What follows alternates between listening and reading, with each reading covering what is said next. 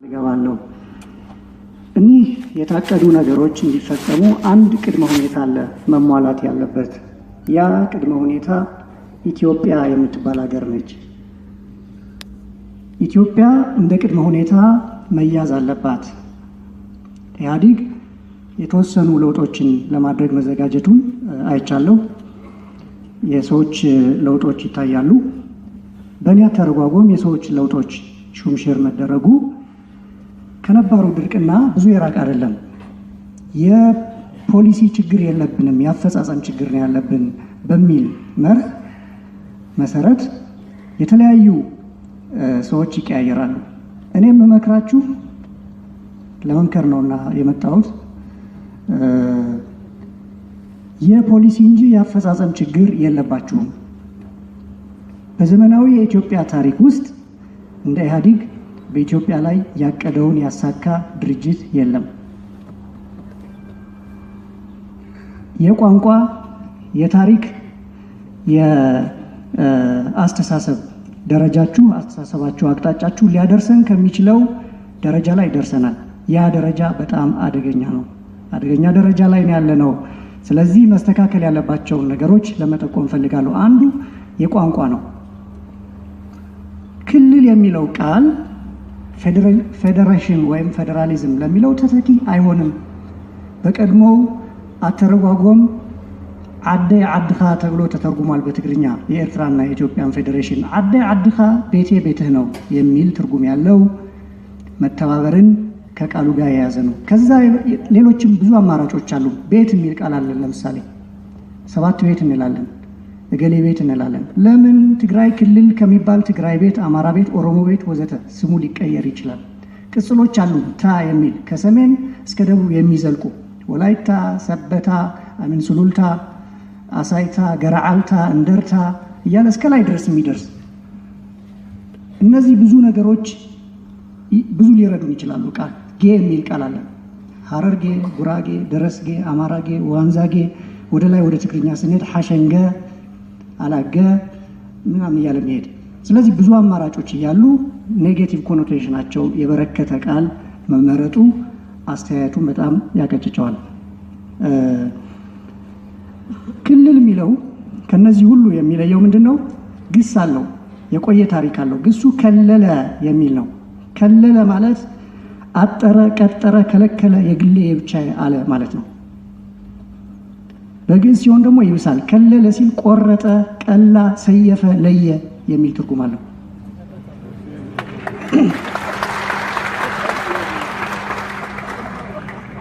ቃሉ ይዞት የመጣው በታሪክ ይዞት የመጣውን ኢምፖርት ሙሉ በሙሉ በኢትዮጵያ ላይ እየተተገበረ እያየነው ነው። እባካችሁን ይህን ነገር አስተካክሉ። ሌላ የኢትዮጵያ ፖለቲካዊ ፍልስፍና ከጥንት ጊዜ ጀምሮ እኔ ብቻ ለእኔ ብቻ የሚለውን ሀሳብ ይጠየፈዋል። አጥር ቅጥር ማበጀትን፣ አትድረሱብኝ ማለትን የሰው ሳይሆን የውሻ ጠባይ ነው ብሎ በግልጽ ያስቀምጣል። ከ3000 ዓመት በፊት ሶሎሞን ከእስራኤል ተወልዷል። ይህ የሚያሳየን ኢትዮጵያውያን ለበጎ ነገር ሲሉ ከወገን ጋር ብቻ ሳይሆን ከባዕድ ጋር ለመተባበር ለመዋሃድ ፈቃደኛ መሆናቸውን ነው።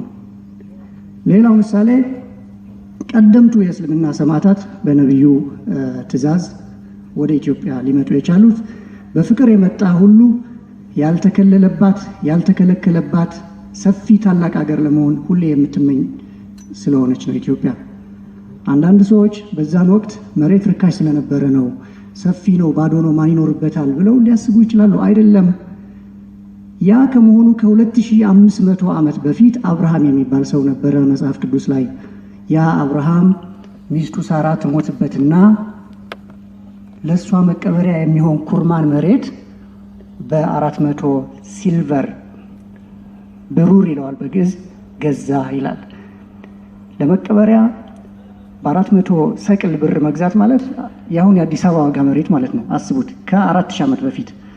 ስለዚህ እኛ መሬት በዝቶብን አይደለም፣ ለመዋሃድ ለማበር የቻል ነው። የሀሳብ ልዩነት የማስተናገድ አቅማችን ከፍተኛ ስለሆነ ነው በአረብ ተቀባይነት ያላገኘ አዲስ ሃይማኖት ይዞ የመጡ ጎሳዎች እኛ ጋር ያላንዳች ገደብ አብረው ለመኖር የቻሉት። አብርሃና አጽብሃ የሚባሉ ንጉሶች ነበሩን። እነሱም አገር ሳይከልሉ ሳይካለሉ ገዝተዋል። የአክሱም የሰሜን ሊቃውንት በጌምድር፣ ሸዋ፣ አርሲ ይሄዱ እንደኖሩ ብዙ ገድሎች ይተርኩልናል። እዛ ሄደው የሰሩት ያፈሩት ለኢትዮጵያ ብዙ በረከት ሰጥቷል።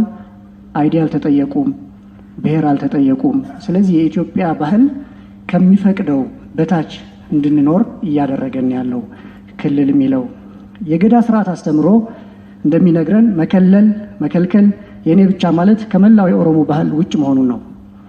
አብዛኛው የዓለም የፖለቲካ ታሪክ የፖለቲካ ስልጣን በስስት እንደተያዘ ይነግረናል። ንጉስ እስኪሞት ይነግሳል፣ ከሞተ በኋላ ለልጁ ያወርሳል ወይም ለሰየመው ያወርሳል። እንዲህ ባለው የስስት ዓለም ውስጥ እኛ የተቀመጥንበት መንፈሳዊና ስጋዊ ፍልስፍና ስልጣንን ለተመረጡ ሰዎች በ8 ዓመት የሚያስረክብ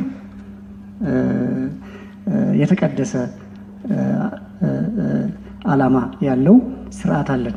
ያ ስርዓት ላይ ተቀምጠን ክልል የሚል ነገር ስናመጣ አዛና ኢዲያ በጣም አደገኛ ነው። ይህም በመሰለ ሀብት ስለተቀመጥን እንጠቀምበት። ይህን ለማሳሰብ ነው።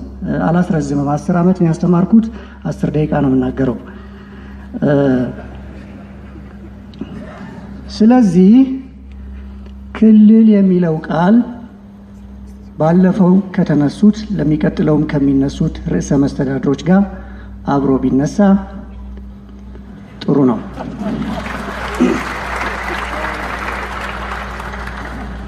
በቋንቋ አስተማሪነቴ ይህን ካልኩ በኋላ እንደ ኢትዮጵያዊ ዜጋነቴ የሚከተሉትን ማሳሰቢያዎች እሰጣችኋለሁ።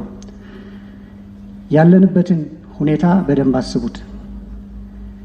እዚህ ስብሰባ ላይ የተረጋጉ የሰከኑ አዛውንቶች በብስጭት ተናግተው ተናግረዋል። ምን ሆነው ነው? ስልጣን ፈልገው ነው እንዴ? አይደለም፣ ችግር ላይ ነን። ያን ችግር እኛ በተንጨረጨርንበት ልክ እናንተ የተንጨረጨራችሁበት አይመስልም። ተረጋግታችሁ ነው የምትናገሩት። በጣም በቃ ምንም ነገር እንዳልተፈጠረ በብዙ ትኩሳት የተነገሩ ነገሮች እዚህ ሲደገሙ በርደው ቀዝቅዘው ነው። ይሄ ሁኔታውን አያሻሽለው። ስለዚህ አስተያየቶቼ ባጭሩ የኢትዮጵያ ሀብት የገዢው ፓርቲ የጥቅም ክልል መሆኑ እንዲቀር አሳስባለሁ። በተለይ ደንጊያ፣ እብነበረድ፣ ደን፣ መሬት የተፈጥሮ ሀብታችን በሙሉ ተይዟል። ይህን በውስጣችሁ በምታደርጉት ውይይት መነሳት አለበት። ሀብት በበዛ ቁጥር በስልጣን መባለግ አብሮ ይመጣል። ከዛ ኢህአዴግ የኢትዮጵያ ልማት ባለቤት ይሁን ወይም ለልማቱ የጥሬ ዕቃ አቅራቢ ነጋዴ ለእኔ ሊገባኝ አይችልም። ህዝቡን ወክሎ ይሸምታል፣ ራሱን ወክሎ ይሸጣል። እንዲህ ያለው ነገር ኩፋሌ ነፍስ ይባላል። ኩፋሌ ነፍስ ማለት ኮንፍሊክት ኦፍ ኢንትረስት የሚባለው ነገር ነው። ይህ በዓለም ታሪክ ተለይቶ ተወግዞ ከተባረረ ዘመን የለውም። እኛ ገና ቅድመ ልደተ ክርስቶስ ከምናምን ዘመን የምንኖር ሰዎች ነው የምንመስለው። የፖለቲካ ስልጣን የያዘ ቡድን እንደገና የንግድ መዋቅሮች ላይ በሰፊው የሚሰማራበት ሁኔታ ቢቀር መቅረት አለበት። ሌላ ስልጣን የኢህአዴግ ወይም የማንም የግል ክልል መሆኑ መቅረት አለበት። ክልል የሚለው ቃል የፈጠረው ነው። ኦሮሞ በኦሮሚያ ውስጥ ለዘላለም እንደሚኖር ሁሉ ኢህአዴግም በከለለው በስልጣኑ ለዘላለም ለመኖር ያቀደ ነው ይመስለው። አያስፈልግም፣ አያዋጣም፣ የትም አያስኬድም። ስለዚህ እንደ ታናሽ ወንድም የምመክራችሁ በጣም ብታርፉ ነው።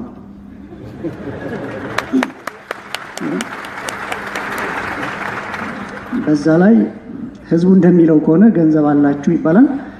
ዘና ብትሉበት ጥሩ ነው። ሌላ በሚቀጥለው ምርጫ እኔ ይሄን ሀሳብ ስሰጥ እንደ ሞኝ እንዳትቆጥሩኝ። ሞኝ አይደለሁም በእውነቱ። በሚቀጥለው ምርጫ ኢህአዴግ ስልጣኑን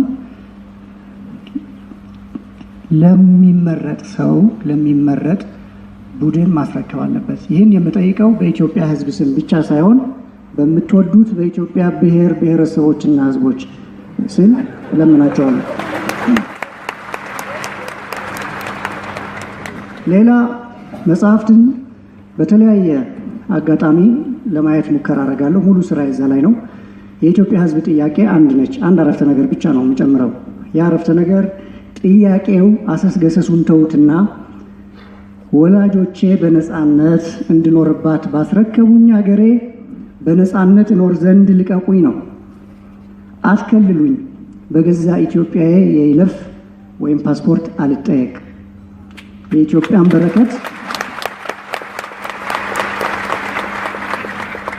የኢትዮጵያን በረከት ያላድሎ ልመገብ፣ በሀገሬ ተስፋ ኖሮኝ ሰርቼ ልኑር፣ ራሴን ተክቼም ልለፍ። እቺ ነች ጥያቄዋ። ሌላው ሁሉ ይቅር። ይህን ካልኩ በኋላ 1 ደቂቃ ስለቀረኝ ማስታወሻ ብቻ አክላለሁ።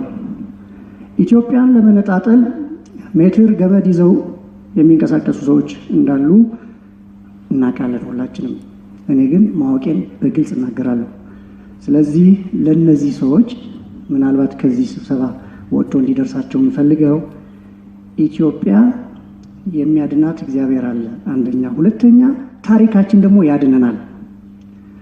አድዋ አጽመ ርስታችን ነች። የሁሉ ኢትዮጵያዊ እኩል አጽመ ርስት ነች። የአዛውንቶቹ ቅድመ አያቶች፣ የወጣቱ ሁሉ ቅድመ አያት አድዋ ላይ አጥንቱን ከስክሷል። ሶማሌ ላይ እንዲሁ ከስክሰናል። ትናንት ባድመ ላይ እንዲሁ ተከስክሰናል። ስለዚህ የሚያለያየን ኃይል ከዚህ በላይ ለመሄድ እንደማይችል ማወቅ አለበት። አንድ ጋት መሬት ከዚህ በላይ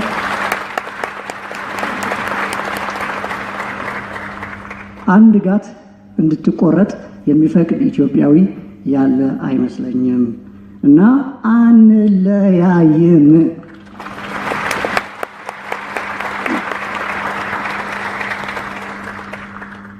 ይህን አብረውን እንዲሳተፉ ጋብዛቸዋለሁ። ነገ ችግሮቻችንን አስወግደን ለጥምቀት ጎንደር እንገኛለን፣ አክሱም ጽዮን እንሄዳለን፣ ነጋሽ እንሄዳለን።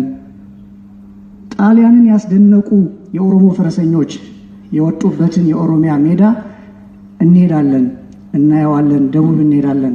ይህን ስናደርግ ዛሬ በተሰዳደብንበት በፌስቡክ በተሰዳደብንበት አፋችን ነገ ውዳሴ ምስጋና እንለዋወጥበታለን ኢትዮጵያውያን።